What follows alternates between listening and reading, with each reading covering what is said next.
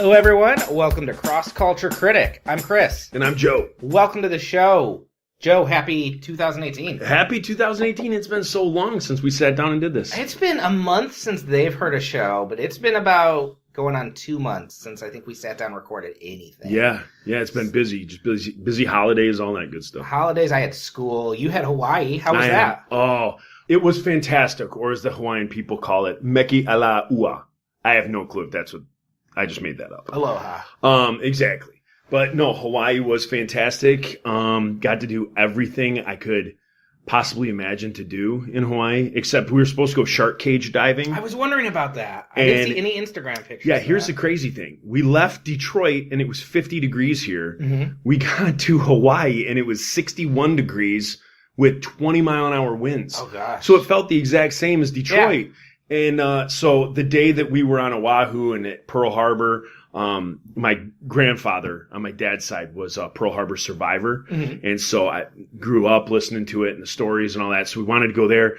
And we got there and it was freezing and it was cold and it was, freezing and cold, the same thing. It was freezing, it was windy, all that stuff. And so we wanted to go to the Arizona Memorial, but due to the weather conditions, we couldn't go out to the memorial because they couldn't dock the boat at it.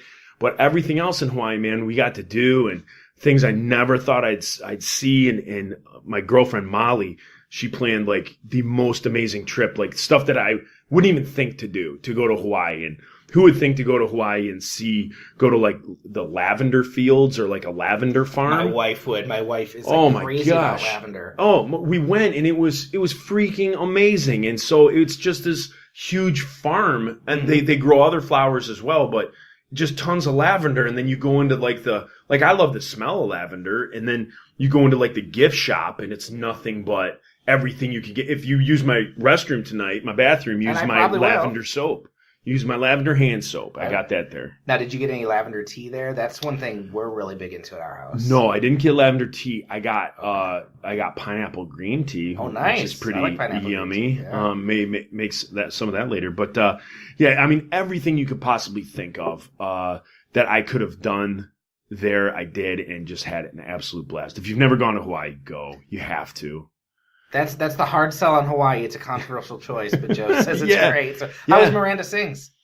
Miranda Sings was crazy. It was not what I expected. Okay. It was a mind blower. So here my kids are, and they enjoy watching her YouTube channel and stuff like that. And we get to the show and we meet her. You know, we do the meet and creep and get to go and meet her early. And she was rather nice, but it was very like Hollywood. Like everyone was like her, before she came out on stage, like her people came out and were like, Colleen Ballinger's going to be coming out. You are like not to look directly at her. You are not to touch her. No, but they came out and they were like, you can get your picture with her. Do not touch her. Do not put your arm around her. You're not to hug her. Oh, wow. Do not ask her to sign anything. Do not ask her, they just like went through it and it was like, okay, well, this is not going to be fun. So it's the same rules you have with the Insyderz. Exactly. Don't touch me. Don't look me in the eyes. Exactly. But so then we did that. And then when the show started, my daughters are 13 and 11. Mm-hmm. My girlfriend's daughter is 7. We go to the show thinking it's going to be like a fun Miranda Sings show. And it was a rated R show. Uh-oh. It was rated R, F-bombs, vaginas were talked about. It was rough. Oh, no. And so, it definitely, the one thing I didn't do was be the dad. Like, we sat there and we watched it and we laughed and, when appropriate and all that stuff. And then when it was over, I was able to have like a nice little conversation with my girls and like, I told them, I was like, well, growing up, I'd start listening to a punk band and I'd really love the punk band, but all I knew of that band was their songs. Mm-hmm. Then I would go see them in concert and the stupid banter in between songs. And I was like, you'd get a total eye opener as to, who the people are. I was like, so these things happen, let's not, don't let it poo-poo the night and don't think that I'm like, oh my gosh, I can't believe my children are listening to that. But the thing that I have found is since returning from Hawaii, they have the luster for them. Like, I don't think they like Miranda sings. Oh, really? I think that night they were so kind of shocked. And then after we're kind of like, no, it was cool. We got to meet her. We got to do. But since returning, haven't heard hide nor hair about it. Interesting. Haven't really heard them talk about, her to like friends or stories. Or... Now, do you think it's that they're kind of, oh, she's not what we thought, or she's not what we thought, and I don't know if Dad would like us listening to that, so let's watch this at school? No, I think it's A. Okay. I think it's A because I told him, like with B, I told him, you can keep watching her show because her show, the YouTube channel is different. And so I was like, you can keep watching that. Like, I don't think so. We had like a good talk and everything, but as they came back, I think they're just like they peeked behind the curtain. Yeah, they got to see her for reals. But the other thing you talk about seeing her for reals is she stayed at our hotel. Okay, and so going down there, I told the kids, I was like, you know what, we're staying at kind of a nice hotel down there. I was like, don't be surprised if she's there. So I go out one morning, the sun was coming up, I go out to swim in the ocean because nobody else would want to go. So the beaches obviously are empty till about 10, 11 in the morning. So I would go out there early and swim. And I see one of the guys from her show, his name's Corey. Mm-hmm. So I see Corey walking down the beach. And so I go back in and I tell him, my kids, once they wake up. So I'm like, hey, I bet she's staying around here. Mm-hmm. So later on, we're out. I get my daughter Ella. We go out and we're swimming in the ocean because she likes to go out there with me.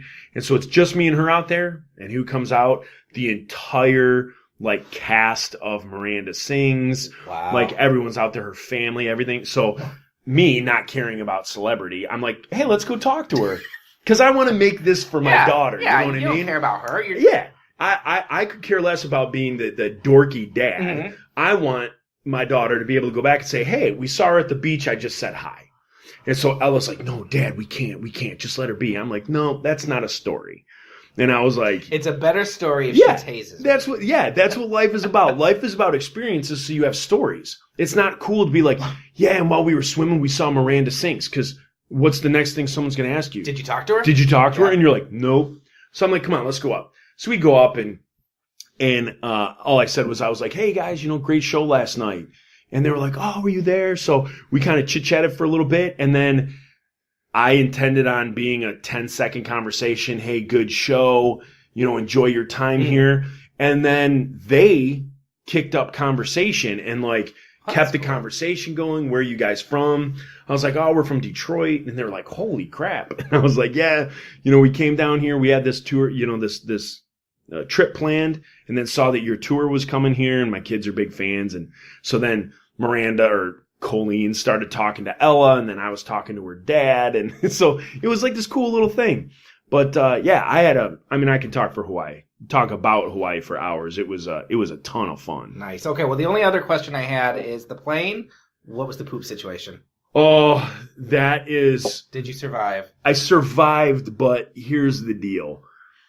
Going there, we were supposed to fly from Detroit to Seattle, Seattle to Honolulu. Mm-hmm. We ended up going Detroit, got diverted to Portland, had to get off the plane at Portland, then fly to LA, then fly LA to Honolulu. So I'm a wreck. I'm a mess because takeoff and landing, I can't stand, and flying, I can't stand. So I'm just whatever. And I had taken, I took some Xanax, and I had taken, I think that was it. It was just Xanax on the way there. Well, on the way back, I found the perfect recipe. I'm no longer afraid to fly. Oh, yeah? What's the recipe? Perfect recipe. If you're listening, get out pen and paper, because here we go. The perfect recipe to fly anywhere. Milligram or whatever, 1 milligram of Xanax. Okay. 2 Dramamine. And at the airport, they sell this stuff called Dream Water, which is the opposite of a 5-hour energy shot. Okay. So you drink this little thing, and it's got melatonin and all this stuff, knocks you out. Man. So a half hour before we start boarding, Boop, I take the Xanax, the 2-Dramamine, and the Dream And Water. you're still alive. And as I'm walking down the tunnel to get on the plane, it's spinning. Like, I literally am like laughing because I'm just like, oh my gosh, like I feel like I'm walking on a waterbed. I get into my seat. I tell my kids, if there's a horrible emergency, either wake me up or walk through the giant gap in the side of the plane, you know? Listen, Daddy's really high right Exactly. And so I'm just like, but if you don't have to wake me up, everything is in my bag, iPads and this and that, it's in there. Wake me up if only if it's an emergency. I was out before they even said where the exits were and what to do in an emergency. I was done. Woke up in Detroit. Nice. Yeah, it was real nice. I will have to remember that I hate flying. Oh, I don't do it much. But, terrible. Yeah, terrible. Yeah, and there's a whole episode in that. Oh. But so holidays were good though. Christmas. Yep. All that stuff was good. How about you? It was nice. I was off work. I work for a university, so I left work at noon on December 22nd, and I didn't go back till January 4th. So, because we closed down between Christmas and New Year's. Yeah. And I took that buffer day off after New Year's, and then I had jury duty, which amounted to nothing. But yeah. Still, so that was nice. Did some fun things. Took the kids to Frankenmuth. That was good. Oh, that's nice. You go to the Bavarian Inn. Okay. Did you do the water park? No, we didn't stay overnight. It was just like a afternoon trip. Oh, yeah. But that was nice. My kids are 5 and 2, though. So the way I've been describing it to everyone is just... It's like living with your head in a pinball machine. Yeah. They're home all week. They got new toys. The house is a mess. It's too cold for them to go outside. Right. So they're running around. They're crying. They're screaming. We finally get Mickey to play with his video games. They break, so he's running because they broke. So it was good, but by January 4th, I was really ready to go back. Yeah, be around adults and, and just have some quiet, go to work and get some rest. Right. So, right.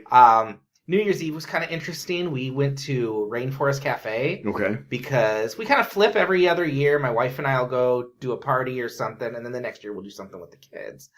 And this year we went to Rainforest Cafe at the Great Lakes Crossing Mall, which our kids love. I'm sure your kids have been there. Yep. And, it's got all the animatronics and everything. And so they love that, but oh my gosh, what a racket. Yeah. We went for their New Year's Eve special, and it was my wife, her sister, me, and my 2 kids. My daughter's free because she's 2 years old. They don't charge for her.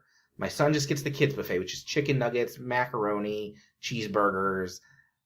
The 3 adults got a appetizer to share, and we each got a drink, and then we got a dessert to split. Okay. It was $96 before tip. Oh. And it was basically, it was Disney decor, but it was Applebee's food. Oh. And we were rushed through everything because, the staff wanted to get out and go to their New Year's parties. And so it was a lot of money. We could have just paid to take the kids to the zoo. And it would have been about the same and probably cheaper. But yeah, I came to that conclusion many years ago that New Year's Eve never lives up to the hype, and no party that I've ever gone to. Now, I've never been a party guy until a few years ago. Mm-hmm. And so a few years ago, I was started getting out and doing stuff with people.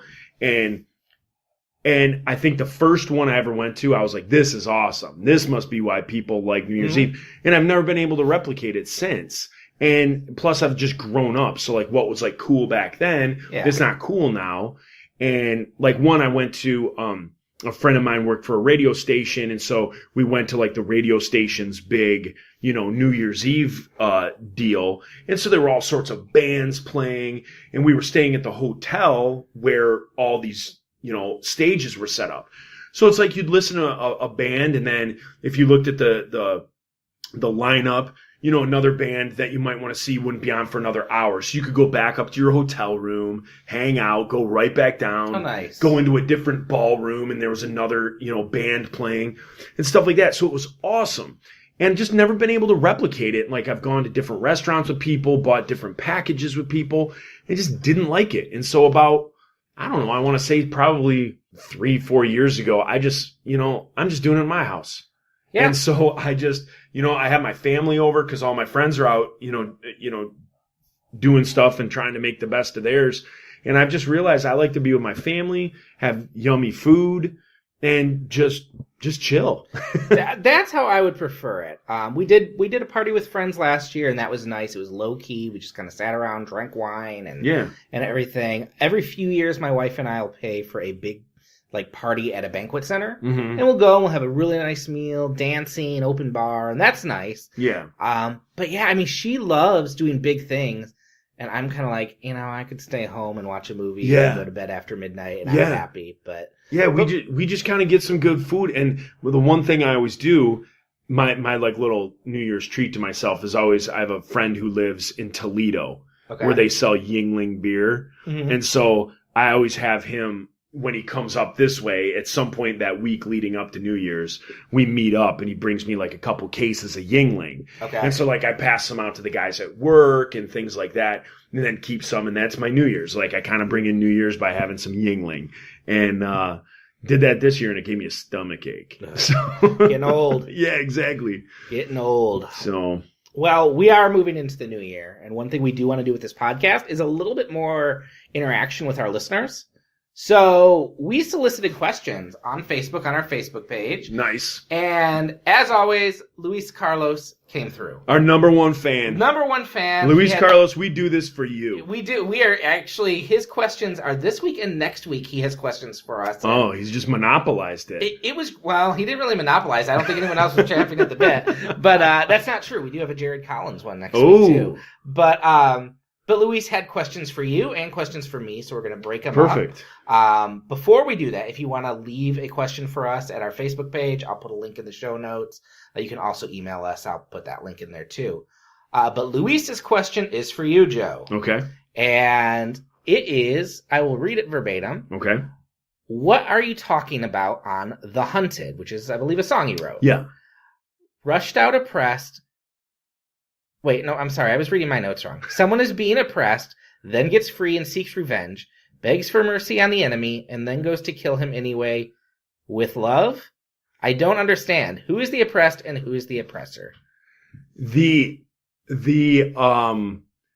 thought behind the song is it's kind of twofold. So at one point, the thought behind the song is that the devil himself has us locked in a cage. Okay. So our sin kind of keeps us locked, and if we let it keeps us locked up. It keeps us chained up. And then there's a point in the song where it's a realization that we are now breaking free of that, and we're breaking out of the cage. There's another line of thought that's also running through that, as though somebody who has hurt us, somebody who has in our everyday life, somebody who has kept us down or made us hurt, and that hurt stays with us for a while. Once we are finally free of that, and I guess what I'm trying to say is, if somebody hurts us, we want to hurt them back so bad. And it comes to the point in the song where you want nothing more to hurt that person for the way that they've hurt you. But when you finally get your chance, and you realize through forgiveness, you realize, through the Lord's Prayer, forgive those who have trespassed against us. Once you realize that, you don't need to do that. And so that forgiveness comes in at the end, where you feel like you have every right. You have the moment in time where you can seek your revenge, and you don't need to, because you've realized that the forgiveness and all that has taken that all away, and you don't need to, you don't need to seek that. You don't have to go there. So that's what The Hunted is about. So it's kind of this, and at the time I was listening to a lot of metal. And it does very, I remember hearing that song, very metal influence. Yeah. So I can always say that the one thing with the Insyderz is our live shows, and who we were at practice and at live shows, and who we are in our influences, were always a lot harder than what came out on our albums. So we would go into the studio and we would have this song that was, what we would call ska core. It was ska and hardcore, as opposed to like ska and punk. It was more hardcore in nature, and that was all of our roots. Well, not all of our roots, but most of the guys, the musicians, were hardcore guys in their past, and metal. But we would go into the studio and our record labels would be like, oh, well, let's take this song and make it a little bit more like this because the Supertones are selling, 500,000 albums sounding like this. So let's have you guys sound more like this. And when you're, 19 years old, you don't have a whole lot of say when a record company. I think you're right. Yeah, exactly. So give me a check. Yeah. So when your bills and those around you, and you're 19, 20 years old, and you're paying for a 45-year-old booking agent's mortgage and stuff like that as well, you kind of give into those things. So we always came off a little bit more upbeat than we were, I think, live and as we practiced and stuff like that. But that was one of those songs that kind of got, that metal and that hardcore in it. So, yeah. I haven't heard that song in a while, but I remember I had to be in late high school, early college when you guys put that out. What year was that album? That was Fight of My Life. That was a Fight of My Life album, so that was probably 98, 99. Okay, so yeah, I would have been just out of high school. And I do have a vivid memory. I'm a low-key person. I'm pretty sedate, but I do remember driving and trying to sing along to that and, getting to the point where I would, almost, throw up because my voice doesn't do what yours does. And so then I discovered folk music after that, which is easier on my voice. That's fantastic. So, Luis, thank you for the question. Yeah, keep them coming. I love Luis's questions. They're always really, they get to the heart of what we talk about, and they're not silly, and they always make me think, and the one next week is really good. So I'm really excited about that. So we're going to move back into our main topic, which is getting back to the idea of the change in years. And so we are at 2018, and we thought, good way to kick off the year. Let's talk about our plans for this year. Our New Year's resolution show, if we make those. But I guess the first thing is, was your 2017 good? Because I think that affects what we're looking into the next year. So you had an eventful 2017. I did have an eventful 2017. I kind of mark my divorce as D-Day. You know what I mean? So everything, it's like D-Day, the Normandy invasion. So there's pre-D-Day and then there's after. Oh, was that last year? No. That was 2014, beginning of 15. My divorce went through at the beginning of 2015, but pretty much since D-Day, every day has been moving forward, and every day, and so I think I had a great 2017. Capped it off with Hawaii, and started to get to do this podcast. I mean, I have a blast doing this. You are like a podcast magnate. Lately. Yeah. We both have two shows. Yeah. You are on them a lot more than I am. Well, it's just fun, and so I think the older I get, just sitting around talking and chit chatting, if people find humor, I always tend to think when I describe things to people. This one, I like to think that we talk about discussions, especially in the world of religion and in our faith, that get people thinking. And then I do another one with a friend of mine growing up who's actually, we talked about The Hunted just now. Cal is the guy who raps on The Hunted. Oh, really? Yeah. So I do another podcast. It's Cal Cagno Radio. And you can go to the Facebook and look that one up or whatever. And that one's more, his whole career, he's been a morning DJ on big radio stations and things like that. And so he's a professional. And so he brings up the topics and whatnot. And me and him have been friends since we were 14 years old. And we just, talk about all sorts of crap and just laugh. Yeah. Yeah, it's a funny show. It does remind me of the really good bits when I would listen to Drew and Mike. Oh, good. That makes me feel back good. when Drew and Mike were good, because they came back and did their own little podcast, and it was not good. Oh, I didn't listen once they left the air, but it was about 3 hours long every day. Oh, really? Yeah, they were doing that, and it was a lot of just old man ranting. Oh, okay. It was very angry, and I think Mike's voice went. And he jumped off. So, well, good. But the 2017 has been all that, and my girls won a cheerleading championship, and so there were big successes with my kids that I think as a parent, rank higher than anything I could do. And I continue. Another year went by where I love my job. I was safe. I got through another year of safety at my job, and so 2018.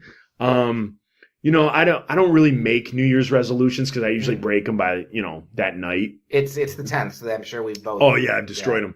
But like this year, I'm trying to like watch my mouth a little bit more. Like I'm trying to not take jokes as far, when you're around buddies, you kind of let the, Yeah, the defenses come down. Yeah, the defenses come down. And I think we as Christians, I don't know if we've ever talked about this before, but I think when we're around our Christian friends, like we know, like, if I got a buddy named Bob and he's, my Christian guy from, buddy, and we've been Christians and in youth group growing up and we have the same faith and we worship on Sundays together and all that stuff. Bob knows my heart, right? Mm-hmm. And so he knows that if my joking gets a little, off center, that's all it is joking, because he truly knows my heart and he knows that I'm a good Christian guy. So that's kind of how I've always looked at it, is like, oh, so they know that I'm a good guy and it's just this joking or whatever. But I think over the past, I honest to God, I'll just say it, over the past week, my daughter came to me with her like New Year's resolutions. And through her talking about it made me kind of like, you know what, I can strive to be a little bit better here. And so my 2018, I'm going to try not to, I'm trying to watch my joking. I'm trying to watch all that stuff and, not be so quick to jump so far over the line with friends. That's probably good. Yeah, I feel the same way. Like a lot of my friends who I've known for years, they just write it off as, oh, it's just Chris. Right. Like exactly. I have a buddy he's not a Christian, but he is, I do another podcast with him. We joke around a lot, and I am probably, I would say, at my worst with him. And there's a part where it's just, that's just Chris. But then there's that part of me thinking, yeah, but the whole point of being a Christian is that shouldn't be Chris. Right, like there should be this continual, there should be grace, but this continual, this is not who I want to be. I should be improving and moving forward. Right. Like Christ should permeate all that we do. And that's what I get caught up in as well. Like on Facebook, I'm Jerk Yorkie. And so a lot of times at work or with other people, there's Joe and then there's Jerk or there's Jerky. And a lot more people like to see Jerky and Jerk and the hilarity and hijinks that come along with that, rather than just Joe. Because just Joe wants to sit on the lazy boy all day and watch, comedians in cars getting coffee. Who doesn't? Or documentaries all day. And that's just not fun. So when I'm with people don't really necessarily want to just hang out with Joe. They want to hang out with Jerky.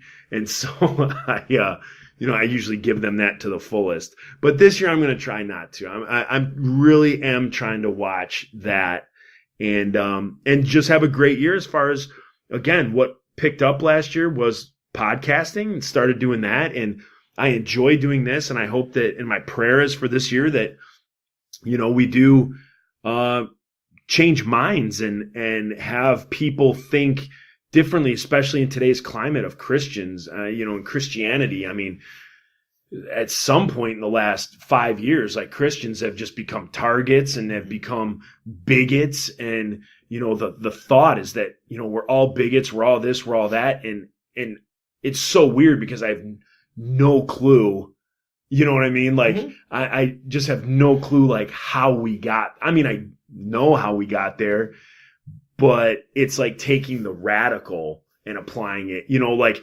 somebody goes out and bombs an abortion clinic and suddenly, it's everyone. It's everybody. Every Christian's like which that. Is what everybody does with Muslims and is what everybody does with, everything. Everybody of color is has some stereotype attached to it. All us white people all have white privilege and none of us has gone through anything bad in our lives. So we always take it to the extreme with every subculture that we talk about. But, I really want to make it, I want to take a step in 2018 to let people know that, where my faith isn't that.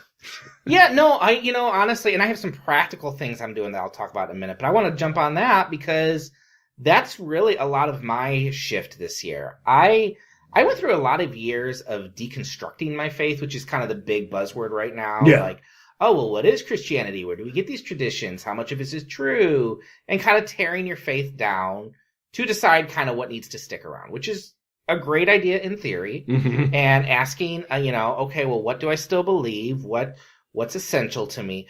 I think the problem is we don't rebuild. Like, there's a tendency not to rebuild that. It's just, oh, I've looked around and I've seen a lot of stuff in Christianity that upsets me. And a lot of stuff that I don't say is Christianity. And so it's ticked me off at the church. And so now I'm angry and I'm cynical at the church and I'm cynical at Christians. And so what is my faith anymore if that's that? Right. And actually doing this podcast has been a really kind of healing experience for that because we are not the same. Right. And I think one of the things that, spoiler, last year really threw me for a loop with Christians was the whole Trump thing. And it got me to a point where I'm like, well, I don't want to talk to evangelicals. I want to talk to people who are just like me. And I think that put a chip on my shoulder about the church and kind of had me, I heard someone describe it as like describing Christianity with an asterisk. Like, I'm a Christian, but here's the thing about Christians. They're all terrible. And, right. And Christians are bad. And I don't want to fall into that. No. And I want to get back to, okay, well, there's all this cultural stuff about Christianity that I think is inessential. Christians don't have to be a certain political stripe. They don't have to listen to certain music. All these things we attach to it aren't part of Christianity. They're just our individual preferences. So I want to get back down to, okay, what does the Bible say? I didn't crack my Bible open hardly at all last year, aside from going to church. Yeah. So this year I want to read the Bible through. I'm really bad at praying. And so this year I've made a focus on, okay, I want to pray like a lot of pre-written prayers. So my wife got me a journal for Christmas that has a lot of liturgical prayers, like a paragraph long.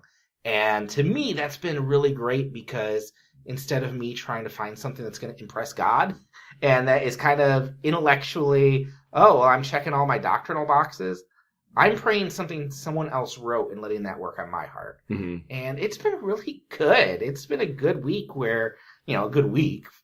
We're this far in the year. Right. I have felt like, oh, there's an intimacy with God that I haven't had in a while. And I feel that's being repaired a little bit. I want to be more involved in my church because I'm not as involved as I should be at my church. And I need to find a ministry. So I think that's a huge thing. Just this constant saying, okay, well, if I'm a Christian, what does that mean? It means I'm listening to the word. I'm praying. I'm trying to make changes in people's lives and in my life. I'm leading my family. So really being intentional has been kind of that big thing. So that's my big resolution. The other is all the typical stuff, lose weight. Yeah. I've been waking up at 5 a.m. every day, which is not fun. But it's good because I get up and I exercise and I get up at 6 on Saturdays. I can get stuff done with without the kids bothering me. Yeah. So that's been nice. Those are my things. They're the typical things, but spiritual's a big thing. Like, I feel like there's been a lot of renewal I've needed to have and just kind of submitting before God. So yeah. My daughter had her list, and as a, cynical, jokey, doesn't take anything serious parent, she's like, Dad, this is my New Year's resolution. She's like, I want to every single day. I want to do I have 3. She got like 3 prayer journals or devotions and stuff like that. 3 of them. So she's like, every day I want to do like each one of those. So I'm like, dude, I can't even do 1 and you're going to do 3. And so she's like, I want to do, my devotions and my journals and stuff. And she's like, then I'm going to do 10 sit-ups every day and 10 push-ups. And then when that becomes easier, I want to up that number. Mm-hmm. And I'm like, okay. And then she's like, and then I also want to practice my piano every day and practice bass every day. And I'm like right away, I want to be like, as a parent, like, what are you doing? Like, you're setting the bar so high, you're setting yourself up for failure. But I kept my mouth shut. And I think there was reason that I kept my mouth shut. And I let it sink in. And again, as a 40-year-old parent listening to my 13-year-old daughter who, wholeheartedly believes that in 2018 she's going to accomplish all this. And I start thinking to myself, like, if she only accomplishes 1/3 of that, Like, I'm thinking in my head, like, dude, you're setting yourself up for failure. Mm-hmm. But I'm not setting myself up for anything. Yeah. Like, Yeah. I'm not setting myself up for failure or to succeed because I've literally I had done nothing. You know, I wasn't like, I'm going to do that this year or this, that. You know, I'm 40 years old. I'm like, I'm done doing New Year's resolutions because I've broke them by, 3 a.m. on the 1st. But then, like, listening to her, you know, it, like, rejuvenated me. And I was like, you know what? She's got, like, 8 things on her list. If she accomplishes 2 of them, she's going to be very good at piano or bass. Mm-hmm. She's going to be in a lot better shape. Or she's going to be extremely, further along in her walk with Christ. Yeah. Because when you throw out that rod, no matter what you're pulling back that's of Christ, it's sustenance. So every day, if she's reading her Bible, she's growing, she's learning. And I just think like, yeah, I got to do something like that. So that I was like, you know what, I got to do something. And so she's kind of spurred me on to do that. But holy smoke, it took a 13-year-old to crack my thick skull. Well, what's really cool is most 13-year-olds would be, I'm going to do my hair a certain way this year, and I'm going to do this, and I'm going to watch less TV, but I'm still going to watch TV. Yeah. Those are really mature goals. Yeah, if those that know my daughter know that she is that typical old soul. Okay. You know, she's the 50-year-old in a 13-year-old's body. So she's hit her point in her life where she's starting to get sympathy and empathy. So since we've done these last podcasts, we watched Titanic. Now, mind you, we skipped ahead on the drawing the boobies part. We watched Titanic. She bawled at the end. And so she's, a weepy mess sitting on the couch and was it her first time? Yeah, it was her first time seeing Titanic. She's bawling. And like the movie ended, she's still crying. And then she comes up. It's about 10 minutes after the movie. She's like, Dad, can I just get a hug? I'm like, absolutely. So like me and Mia, her younger sister, we just go on with our night and stuff like that. So she's like, Dad, I just need a hug. So I give her a big hug. And while I'm hugging her, she goes, Dad, all those people just died. Mm-hmm. And so at like 13 years old, she grasped the gravity of that. Yeah. We went and saw another movie on Sunday, The Greatest Showman.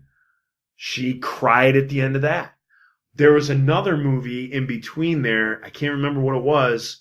She cried for that. And so she's not crying over these stupid things. Like she's getting like what I would think a movie critic such as yourself would, like she's crying when it's appropriate. Yeah. And the enormity of the situation she's grasping.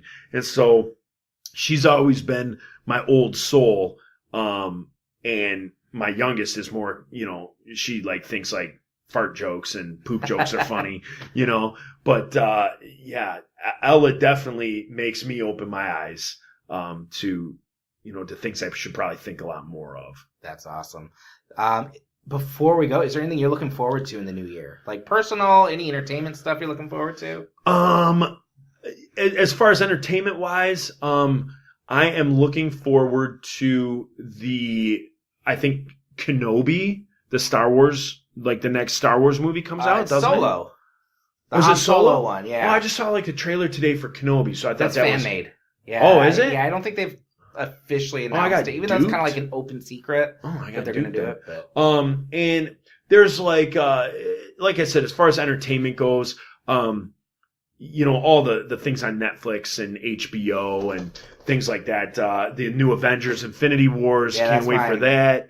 And then Series of Unfortunate Events on Netflix comes out seen that. in March. You haven't seen it? No, I've seen the movie, but I haven't seen the TV show. Oh my gosh, the TV show. You have Netflix, right? I have Netflix. You're going home tonight and you're watching episode 1. You're at least watching the first episode. All right, I will watch the first episode. Have you read the books or anything? No, but you did see the first. I've seen the first movie, and the movie sucked. I remember liking it. Well, the Netflix series of Unfortunate Events, Neil Patrick Harris, he shot to the top of my list as like one of the best actors going right now. I do like him because of the character he plays, and the character that he plays in the show plays a bunch of characters, and so to see him just move between, he is fantastic. And so that is a good one. You got to at least watch the first episode tonight. I think I may have spoken words that I really came to regret when I saw A Series of Unfortunate Events, the movie. I think I walked out and said, that's better than Harry Potter. And I don't think if I went back and watched it would live up to that, because I ended up really liking Harry Potter down the road. Harry Potter is one of those things that I've never read a book and I've never seen a movie, and how I know that there's people out there that have never seen Star Wars, and just because they haven't seen it, they will not see it, and they talk trash about it. That's how I am with Harry Potter. Or as I like to call him, Harry Porter, because I like to just kind of throw that curveball that people are like, oh, he really doesn't know what he's talking about. So I've never seen a Harry Porter movie, and I've never read a book. So a Harry Potter book. Harry Potter or a movie, never seen any of them. And at this point, I never will. Like, I'll never sit down and watch a movie. Have your girls? I'm sure they have. Yeah, I'm sure they have.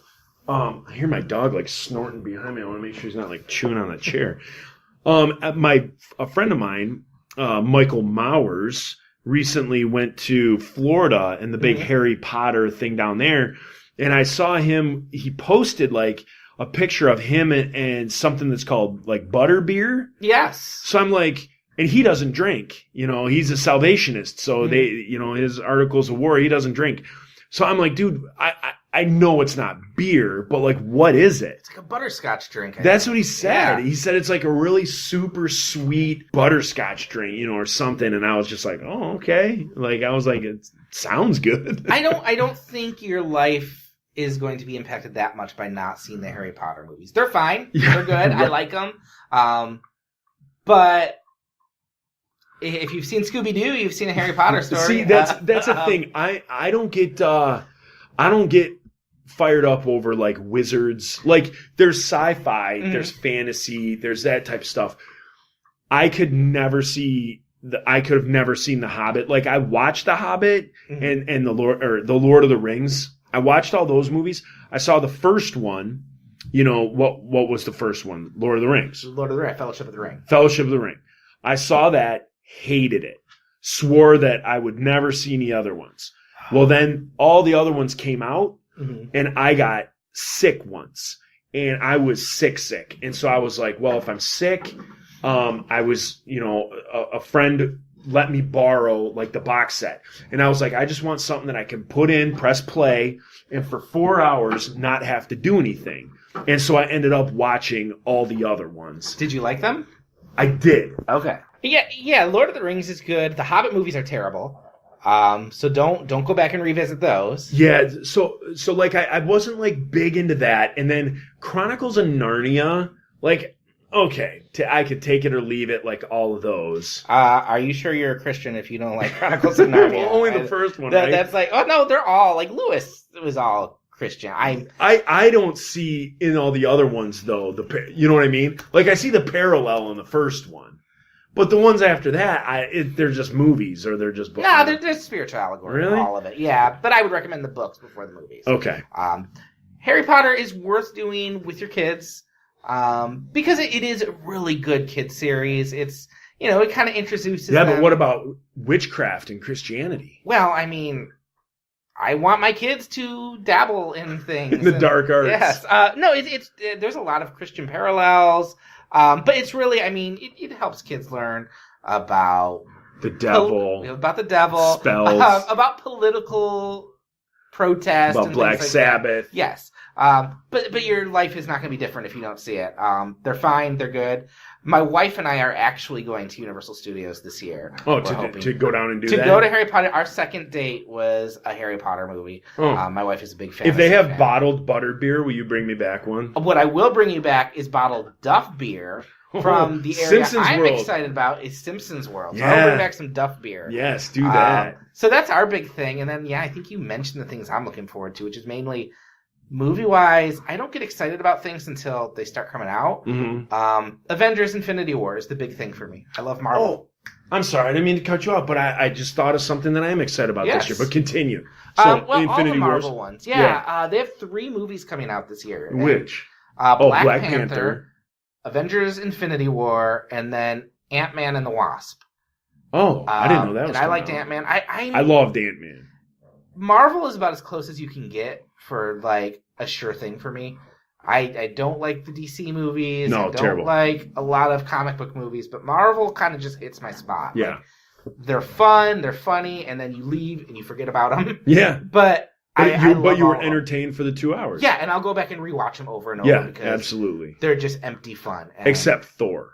The Thor series I can't get into to save my life. The third Thor is awesome, though. Is it? Thor Ragnarok. I think you told me that before. Somebody did. But it's because I think they realized Thor sucks and he's way too serious and everything, and they just literally turned it into a straight up comedy. Oh, really? It's not even Guardians of the Galaxy. It's sillier than that. Really? It's a really silly movie. Guardians Volume 2 is on Netflix right now. I mean, it's on twice a week in my house. That's a good one. Like, that's a great one. But one thing for 2018 that I want to do, and I think I talked to you. I think I talked to you about this prior to when it dealt with Christmas movies, that I wanted to, this last Christmas season, watch the classics. Like, I wanted to watch A Wonderful Life. I think that's what it's called. Yeah. Miracle. Didn't do any of that. Okay. Didn't watch one classic movie. Didn't have time for it. Always next Christmas. Right. But one thing I want to do this year is I do want to watch, like, a few classic movies. Mm-hmm. And one that popped up on my on Netflix, I don't know if it's a classic movie or not, but it looks like one, is Breakfast at Tiffany's. So I've always seen like the movie poster for it and stuff like that. And I've heard it talked about. So to me, that ticks my boxes on, oh, that must be a classic. I think I remember the film. So I'm like, that's in my thing. But like, I want to see like Citizen Kane. I've never seen that. I want to see some more like good old school movies. I remember watching like To Kill a Mockingbird and stuff like that when I was in school. But I was in school. I could have cared less about it. It was just something that was on and you were happy. If you haven't seen it since you've been 20, those are the ones you need to go back to. Yeah, so like I want to watch that. And like I remember in junior high, I watched 12 Angry Men, like the old school. Like I think there's, a couple of them have been made. But we watched the original, like the black and white. I want to go back and watch that and some of those things because that's what I want to do. I want to hit some of those. I actually, and we'll close on this. Right before Christmas, I stumbled on a deal on Amazon. It was the Warner Brothers 100 movie collection, and it's 100 movies either put out by Warner Brothers or the license is transferred to them. It's 100 DVDs. Normally, it costs like $500. I think you can usually get it for like $200. I saw it on sale for $65 right before Christmas. Holy smoke. And I snatched that thing up. So that's kind of my goal. I have all these blind spots, even as a critic. And I'm like, you know what? That is a great way for me to learn some movie history, is pick one studio. Like, what are some of the movies that are in that set? Oh my gosh, it's insane. So just some of the big ones: Citizen Kane, Casablanca, Gone with the Wind, Wizard of Oz. Oh, holy smoke. You just hit like a bunch of grand slams there. Yeah, Dark Knight, all three Lord of the Rings, Inception. So like even like newer ones. Yeah, Dirty Harry, All the President's Men. Now, do you get these like every month? You get No, a couple? They sent me a giant box. Oh, seriously? They sent me a giant box, and they're like two-sided DVDs, which I usually hate, but I'm not going to laugh at, I'm not going to complain about $65. So I'm going straight through, and I started the other night, and I watched The Jazz Singer. With Neil Diamond? No. Oh, that's the only one I know. No, this was the original. It's the first talkie. And oh, really? Yeah, and it's worth a discussion because it's interesting. It plays more like a silent film. There's only like musical scenes with sound. Okay. It's an interesting story about faith, but also a lot of blackface. Yeah, I would think there would be. And that was a little weird because it's so matter-of-factly. But no, that's my goal too, is I'm watching old movies and straight through that. So I'm sure we'll talk about them on the show. We are late for a Facebook Live. Okay. And we're going to do more of those throughout the year too. So we're going to get going. We'll be back next week with a new episode. Until then, where are you at online? I am at whatever our website is. CrossCultureCritic.com. There you go. I blanked. And And then you can also listen to me on Cal Cagno Radio, CALCAGNO radio.com. Check it out there. And then Facebook, I'm Jerk Yorkie, I guess. You can find me on Twitter at CDubs727. I think I'm CDubs1979 on Instagram. And then crossculturecritic.com. And I also co-host a podcast called It's My Favorite that I think launches back up later this month too. So we will see you in a week. See you.